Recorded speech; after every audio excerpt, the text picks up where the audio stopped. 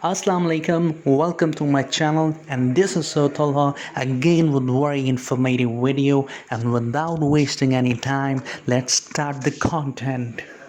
जी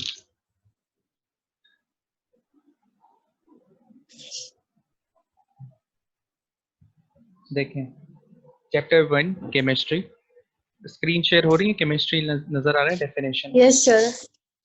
अच्छा what is chemistry basically जैसे हम लोगों ने फिजिक्स का पढ़ा था कि व्हाट इज फिजिक्स और क्यों पढ़ते हैं क्या काम आती है तो इसी तरह केमिस्ट्री केमिस्ट्री भी ब्रांच है साइंस की फिजिक्स भी साइंस की ब्रांच है केमिस्ट्री भी इसी तरह साइंस की ब्रांच है अब केमिस्ट्री और फिजिक्स में क्या फर्क है कि फिजिक्स कंपोजिशंस के साथ डील करती है और properties of matter and the chemical changes involve in it like हम लोग केमिकल रिएक्शंस परफॉर्म कर रहे होते हैं तो केमिकल रिएक्शंस और study about their properties and matter and atoms and the elements in the reactions तो उन सारों की जो स्टडी होती है उसको हम केमिस्ट्री कहते हैं ठीक है ये केमिस्ट्री की डेफिनेशन है इसमें ज्यादातर आपके चैप्टर 1 में डेफिनेशंस हैं और बहुत थोड़े से न्यूमेरिकल्स हैं वो भी मैं आपको बता दूंगा ठीक है अब व्हाट इज मैटर बताएं Anything which has a mass anything has weight and or occupies some occupies. space हाँ इज कॉल्ड मैटर कोई कुछ भी हो सकती है तीनों चीजें होती हैं सॉलिड लिक्विड गैस मतलब मैटर कुछ भी हो सकता है सॉलिड भी हो सकता है लिक्विड भी हो सकता है गैस भी हो सकता है ठीक है व्हाट इज एलिमेंट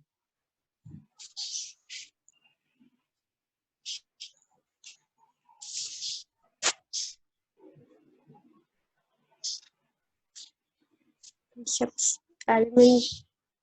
क्या बोलूं? स्क्रीन पे देखे नजर आ रहा होगा Yes, it is a pure substance or least complex form of matter by chemical reaction, not converted in other simpler substances. देखिए जो रिएक्शन में प्लेस ले रहा होता है वो रिएक्शन में यूज हो रहा होता है और कन्वर्ट हो रहा होता है दूसरे सब्सटेंस के अंदर या उसको ब्रेक करके हम लोग सिंपलर सब्सटेंस में बना रहे होते हैं उसको कहते हैं एलिमेंट ठीक है ऐसे प्योर सब्सटेंस होता है प्योर सब्सटेंस को आप चेंज भी कर सकते हो कुछ मिला के तो इस तरह वो सब कुछ होता है एलिमेंट ठीक है एटम अब एटम क्या होता है atom is the simplest unit of an element and enter in a chemical reaction atom consists of different atomic particles and subatomic particles ठीक है एटम क्या होता है सिंपलेस्ट यूनिट होता है सबसे छोटा जो एलिमेंट होता है वो होता है एटम ठीक है अब एलिमेंट के अंदर आता है एटम ठीक है एलिमेंट बड़ी चीज होती है एटम छोटा होता है ठीक है और ये क्या होता है इंटर इन ए केमिकल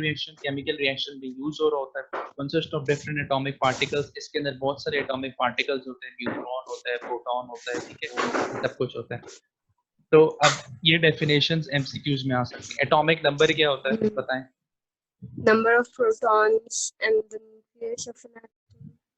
पता था नहीं आपको या नहीं पता पता था हाँ मतलब ये बहुत बेसिक होता है ये एमसीक्यूज भी आ रहा होता है the number of protons in the nucleus of an atom of an element is called an atomic number होता है हर कंपाउंड्स के एटॉमिक नंबर याद है आपको कुछ कुछ याद है ठीक है याद होने चाहिए वैसे it is equal to the number of electrons orbiting round the nucleus of an atom equal होता है किसके नंबर ऑफ इलेक्ट्रॉन के एटॉमिक नंबर ठीक है और एटॉमिक मास क्या होता है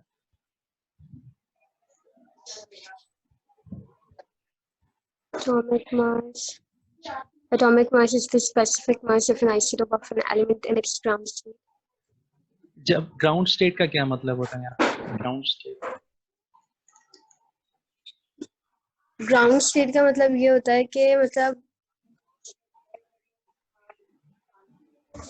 कैसे समझाऊं मुझे बताना नहीं आ रहा ग्राउंड स्टेट मतलब एक एक्साइटेड स्टेट होती है और एक ग्राउंड स्टेट होती है यानी अभी वो एलिमेंट जो होता है ना कि वो रिएक्ट नहीं किया होता है टाइम जी रेस्ट में होता है वो किसी के साथ रिएक्ट रेस्ट में होता है वो अभी रिएक्शन में नहीं है वो अभी रेस्ट कर रहा है एक्साइटेड मतलब जब वो किसी से भी कंपाउंड बना रहे हैं रिएक्शन कर रहे हैं तो वो एक्साइटेड स्टेट होती है तो एटॉमिक मास क्या होता है उसका मास ऑफ एन आइसोटोप होता है एलिमेंट का जब वो ग्राउंड स्टेट में होता है atomic mass is different from the atomic weight because atomic mass is unique to each isotope of an element different होता है atomic weight क्या होता है ये छोड़ दें इसको, रिलेटिव नंबर। हाइड्रोजन के आइसोटोप्स कितने होते हैं? कि आइसोटोप्स बहुत इंपॉर्टेंट है। मास नंबर हाइड्रोजन के 3 होते हैं, और लिथियम का मास नंबर। हाइड्रोजन का 1 होता है। हाँ हाँ सेम। अच्छा, मास नंबर क्या होता है?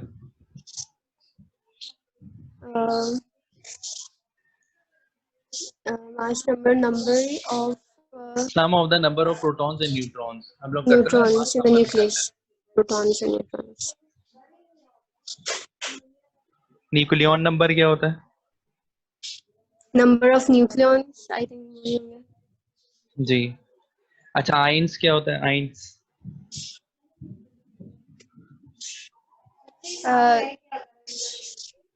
जब कैटाइन्स एंड एनाइन्स। कैटाइन और एनाइन। कैटाइन क्या होता है? जब वो पॉजिटिव चार्ज करता है। लॉस ऑफ इलेक्ट्रॉन्स और गेन ऑफ इलेक्ट्रॉन जो इसके चार्जेस आते हैं। नहीं, कैटाइन कौन सा होता है चार्ज? कैटाइन का पॉजिटिव चार्ज होता है, और क्यों आता एनाइन है? का नेगेटिव लॉस होता है। करता है या गेन? नहीं एनाइन का, सॉरी बोल रहे पॉजिटिव चार्ज होता है कैटाइन का, और तब आता है जब वो सही लॉस बोला है ना, सही इलेक्ट्रॉन बोला। जब, ठीक है, जब इलेक्ट्रॉन लॉस्ट करता है तो फिर पॉजिटिव चार्ज आता है। इलेक्ट्रॉन लॉस्ट करता है तो पॉजिटिव चार्ज आता है, और इलेक्ट्रॉन जब गेन करता है तो नेगेटिव चार्ज आता जी, तो जब नेगेटिव चार्ज होता है तो एनाइन होता है, ठीक है। रेडिकल्स, व्हाट इज है। रेडिकल?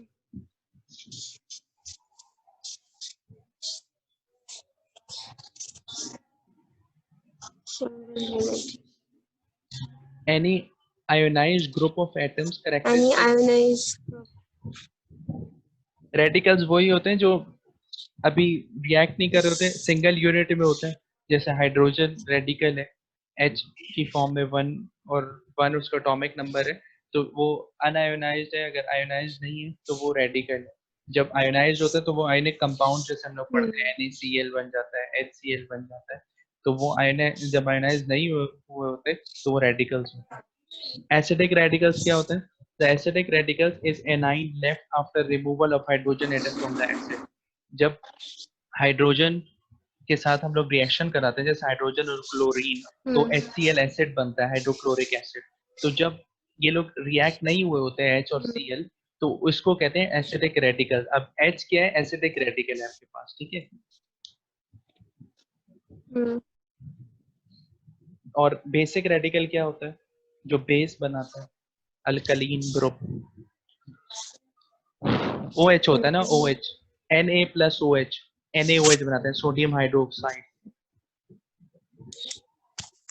पता है ना, ये बेस है, मशहूर बेस है ये, पॉपुलर, यस। Sodium hydroxide. तो ये बेसिक रेडिकल होता है OH। अगर आपसे MCQ आता है कि बेसिक रेडिकल कौन सा, ऑप्शंस दिए हुए नीचे, तो OH आप कर।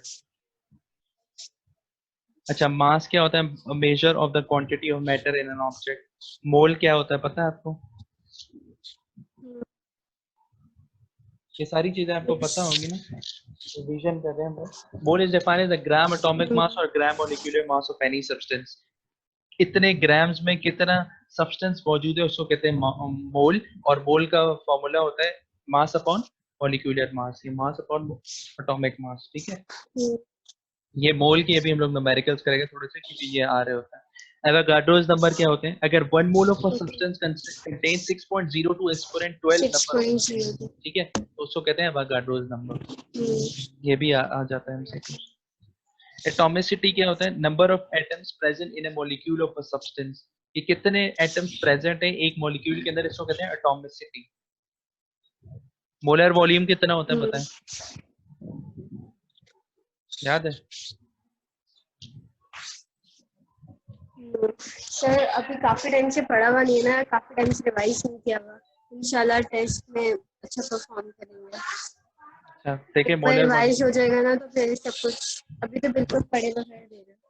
जी जी। अच्छा सुने, मोलर वॉल्यूम होता है 22.41 dm3। डायरेक्ट आप पुट करते हो, ये मोलर वॉल्यूम होता है। मोलर वॉल्यूम बेसिकली क्यों होता है? क्योंकि एसटीपी कंडीशंस होता है। एसटीपी क्या है? Standard temperature pressure. Standard temperature pressure क्या होता है? 273 केल्विन टेम्परेचर, और प्रेशर 180 सॉरी 180 प्रेशर, और 273 केल्विन टेम्परेचर, या 0 डिग्री सेंटीग्रेड टेम्परेचर, ठीक है। तो इस पे जो वॉल्यूम होता है ना वो होता है मोलर वॉल्यूम। ये देखिए लिखा था volume occupied by 1 mole of any gas at HTP condition is known as molar volume. The molar volume of a gas is 22.4 dm cube or liter. 1 mole of any gas at HTP is 22.41 dm cube. ठीक है, इतना होता है हर एक मोल का any gas पर temperature, standard temperature pressure condition पर molar volume जो होता है 22.41 होता है। अच्छा एसटीपी अब क्या होता है? एसटीपी होता है स्टैंडर्ड टेम्परेचर प्रेशर। इसकी तो वो स्टैंडर्ड टेम्परेचर क्या होता है? टेम्परेचर 0 डिग्री सेंटीग्रेड या 273 केल्विन, और प्रेशर क्या होता है? 1 atm। एनटीपी क्या होता है? Normal temperature pressure. ठीक है, नॉर्मल टेम्परेचर प्रेशर में क्या है कि 20 डिग्री सेंटीग्रेड आपका टेम्परेचर है और 1 atm atmospheric pressure.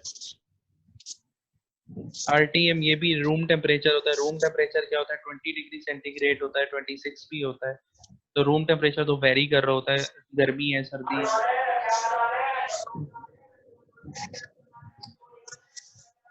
Physical change,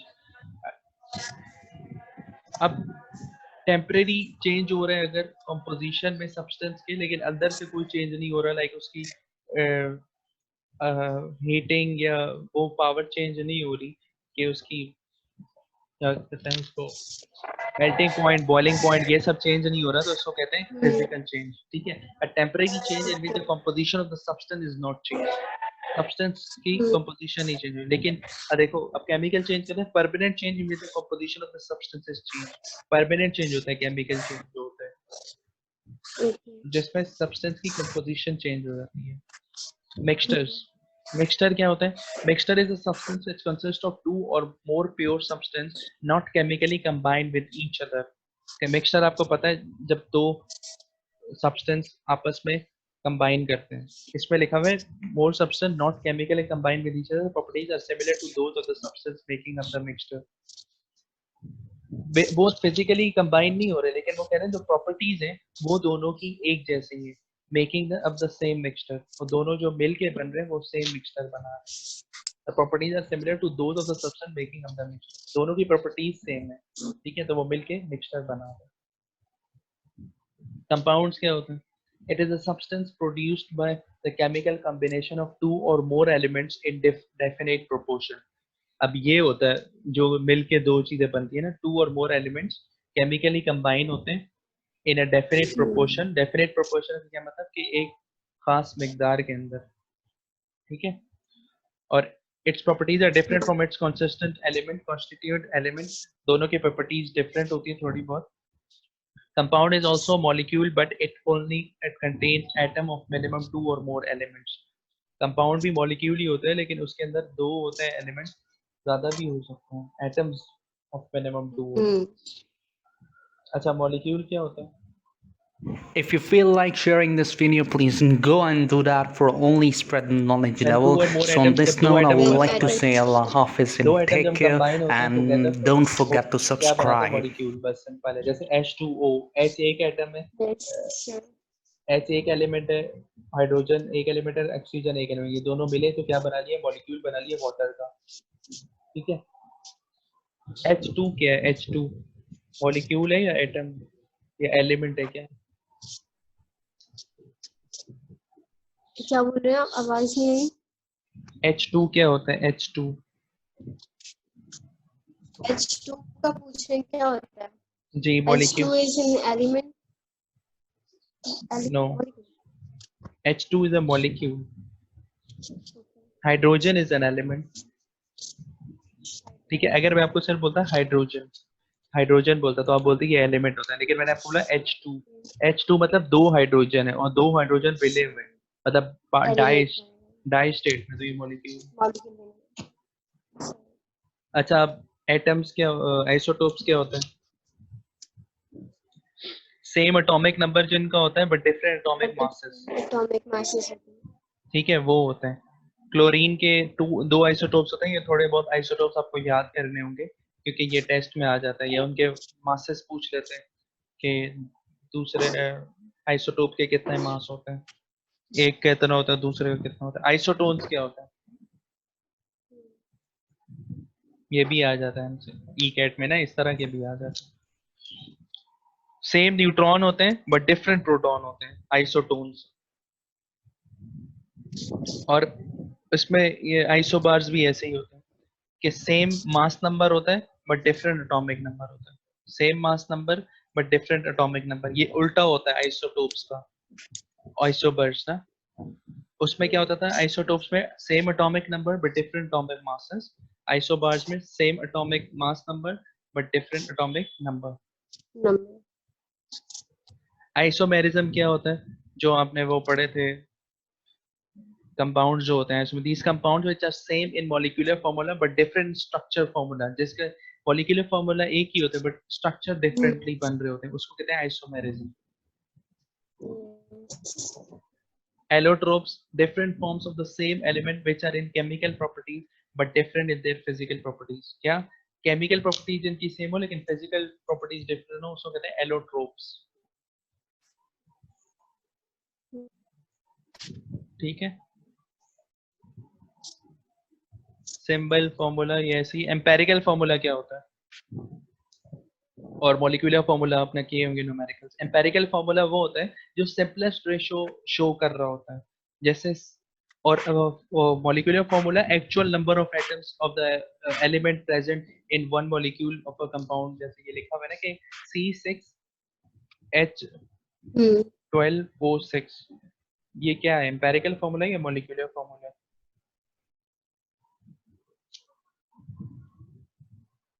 दोबारा से रिपीट करिए। मैं आपको लिखता हूँ,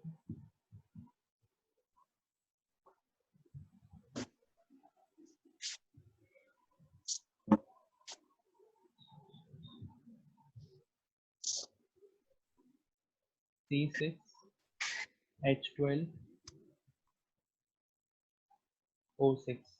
बताइए क्या है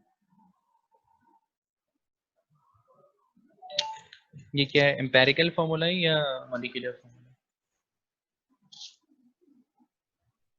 ये है एम्पेरिकल फार्मूला।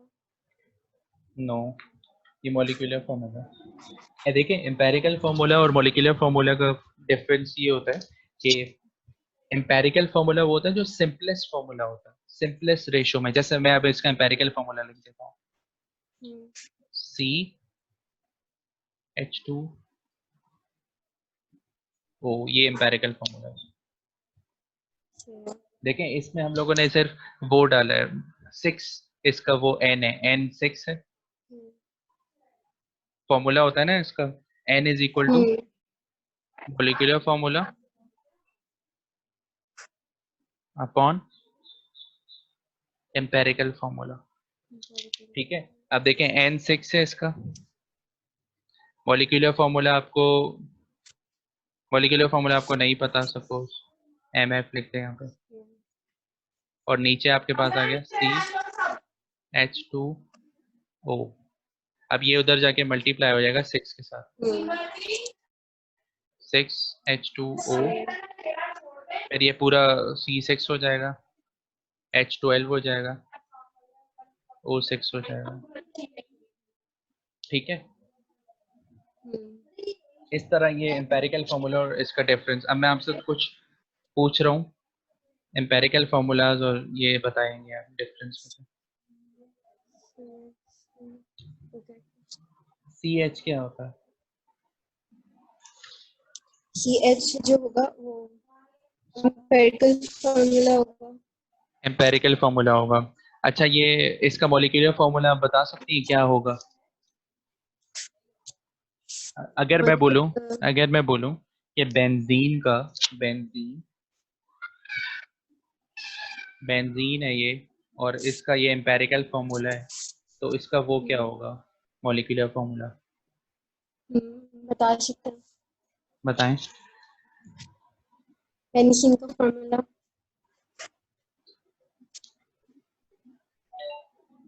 C6H6। ये याद रखिएगा कि एक ही नंबर से मल्टीप्लाई होता है। जैसे अब ये मैं नहीं लिख सकता कि C6H5 मॉलिक्यूलर फार्मूला, अगर आपके पास एम्पेरिकल फार्मूला है तो एक ही नंबर आप जैसे 2 भी डाल सकते हो। अगर आप इस पर 2 डालते हैं C2H2, तो ये क्या हो जाता, ये इथीन हो जाता, ओके इथीन। सही। ठीक है, वो जो हम लोगों ने पहला फॉर्मूला पढ़ा था वो ग्लूकोज का था। अच्छा, वाटर का क्या होता है एम्पेरिकल फॉर्मूला? और अगर आपसे आपके पास ऐसा एमसीक्यूज हो जाए, what is that in which empirical formula and molecular formula is same? What is that compound in which empirical formula and molecular formula is same? तो उसका आंसर होगा वाटर। ठीक है, वाटर का सेम रहता है।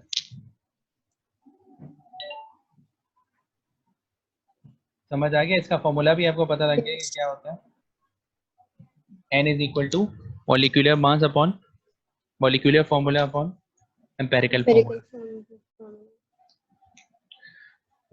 इस तरह के न्यूमेरिकल्स भी आ रहे होते हैं।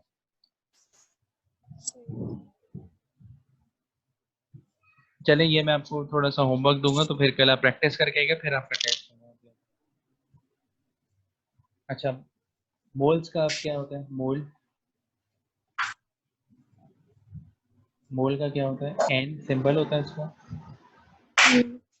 Mass upon molecular mass.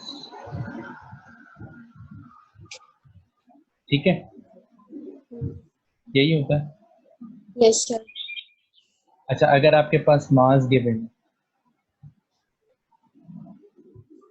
जैसे मास गिवन है किसी भी चीज का 23 ग्राम,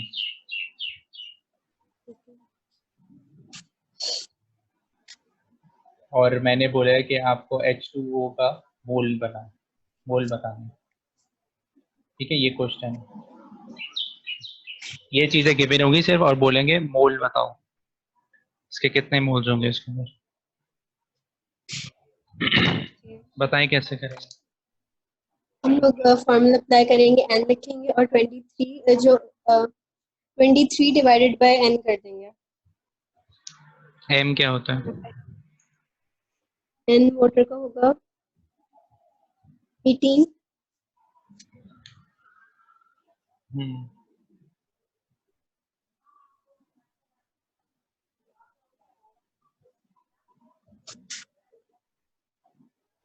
बस ये आ जाएगा मोल्स।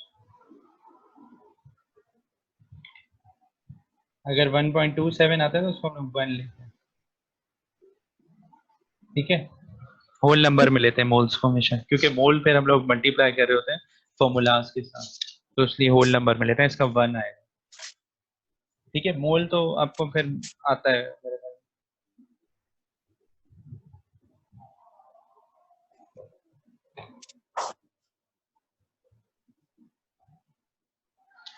अच्छा,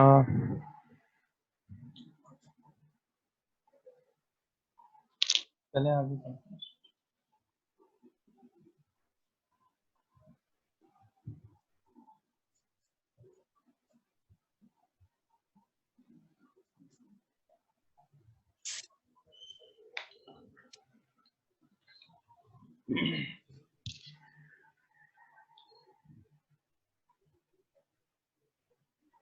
केमिकल रिएक्शंस क्या होते हैं?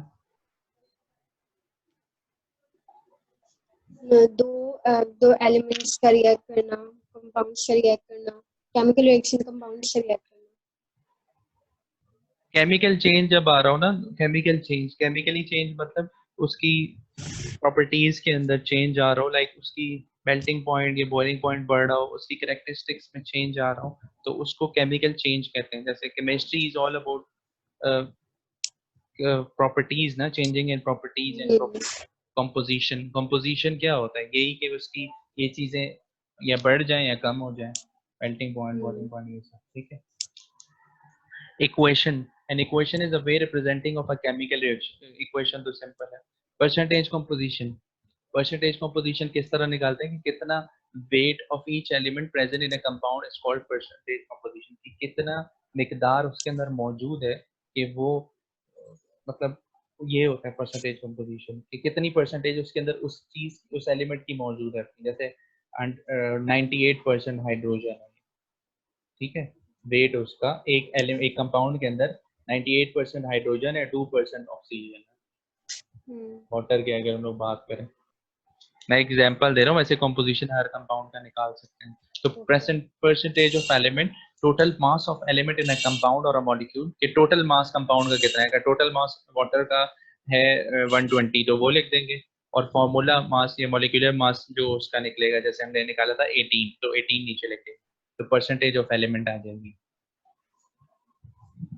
स्टोइचोमेट्री, stoichiometry is the description of the stoichiometry आपने पढ़ी होगी, among the reactants of the product as they undergo chemical changes, mass volume और volume mass, ठीक है।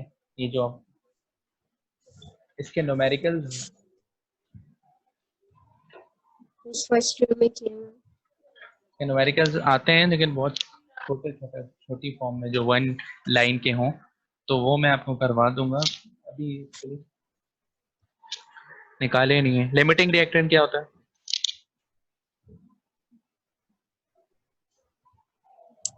सर नहीं पता। लिमिटिंग रिएक्टेंट वो होता है कि which give the least amount of the product। दो लिमिटिंग रिएक्टेंट आपको याद आ रहा होगा कि आप न्यूमेरिकल जब कर रही होती थी, तो दो उसमें ये पूछा जाता था कि लिमिटिंग रिएक्टेंट कौन सा है, ठीक है। तो लिमिटिंग रिएक्टेंट पूछा जाता था, फिर आप दोनों की कंपोजिशन निकालती थी और मास निकालते थे, तो उसमें जो छोटा होता था उसको कहते थे ये लिमिटिंग रिएक्टेंट है। तो which gives the least amount of product, limiting reactant उसको कहते हैं। During a chemical reaction, the reactant first consumed due to which the reaction is stopped is called the limiting reactant। ये होता है limiting। अच्छा, actual yield क्या होता है?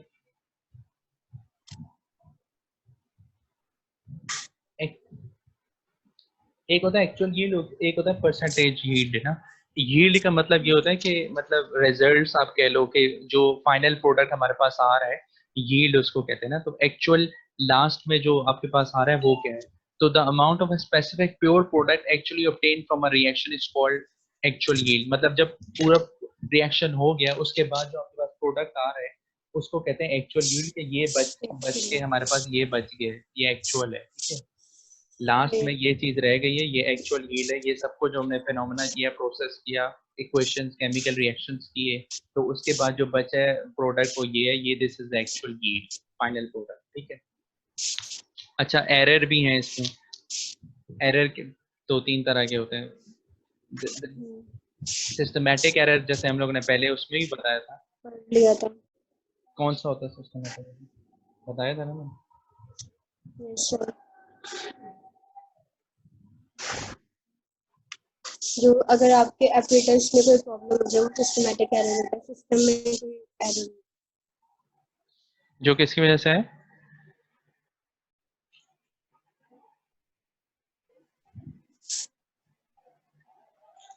जो सिस्टम की वजह से आए वो होता है सिस्टमैटिक एरर। सिस्टम मतलब आपका वर्नियर कैलिपर खराब है, ये जो इंस्ट्रूमेंट आप यूज कर रही हो एक्सपेरिमेंट के लिए, अगर उस चीज में मसला है, जो इंस्ट्रूमेंट में मसला है, तो वो होता है सिस्टमैटिक एरर, ठीक है। रैंडम एरर क्या होता है? अब रैंडम एरर ये होता है कि हर चीज में जब आप एक कर रहे होते हो तो कुछ ना कुछ 0.001 एक्यूरेसी नहीं होती, थोड़ा बहुत वेरिएशंस तो आ रहा होता है, ठीक है। तो ये होता है रैंडम एरर, क्योंकि एग्जैक्ट आंसर नहीं होता, एग्जैक्ट वैल्यू नहीं होती जो हम लोग एक्सपेरिमेंट करके लेके आ रहे होते हैं। तो ये होता है इनडिटर्मिनेट एरर्स, ये हट नहीं सकते, ये रहते ही रहते हैं, हमेशा आएंगे आप जब भी परफॉर्म करोगे। और वो डिटर्मिनेट एरर होता है मतलब सिस्टमैटिक एरर, कि आप अगर इंस्ट्रूमेंट सिस्टम सही कर लो, आप वो चीज सही कर लो, तो आपका वो एरर खत्म हो जाएगा। एक्यूरेसी, प्रिसीजन लिखा हुआ है। एक्सपोनेंशियल नोटेशन क्या होता है? नोटेशंस होती है जो एक्सपोनेंट्स में नंबर दिए जाते हैं, जी, जैसे कि वेलोसिटी ऑफ लाइट। अच्छा, सिग्निफिकेंट फिगर्स हमने पढ़े थे फिजिक्स में, याद है ना आपको? All non zeros are significant. Yes sir. Rounding off data भी इसमें एक टॉपिक है, कि राउंडिंग ऑफ डेटा किस तरह राउंड ऑफ करते हैं, बताएं। याद है कुछ? जैसे अगर 5 हो, मैं आपको बोलूं कि 4 5 6 अगर नंबर है तो उसको कैसे राउंड ऑफ करेंगे? 4 point मैं आपको नंबर दे रहा हूँ 4.585 एक मिनट में दोबारा से बता दें, 4 पॉइंट, रिवाइज हो जाएगा। अच्छा राउंडिंग ऑफ को एक बार बता दें।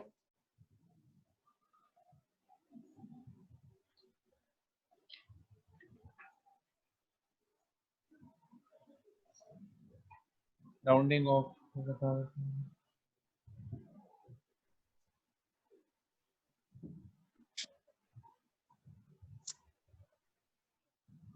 जैसे एक नंबर मैं लिख रहा हूँ आपको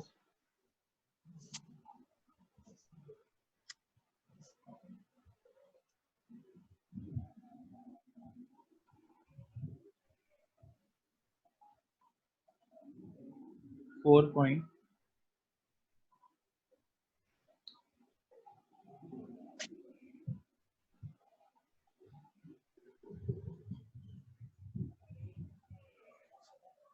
इसको राउंड ऑफ करना है। जैसे राइट से नंबर हम लोग हटाते जाते हैं, ठीक है, राइट से लास्ट नंबर क्या है इसका?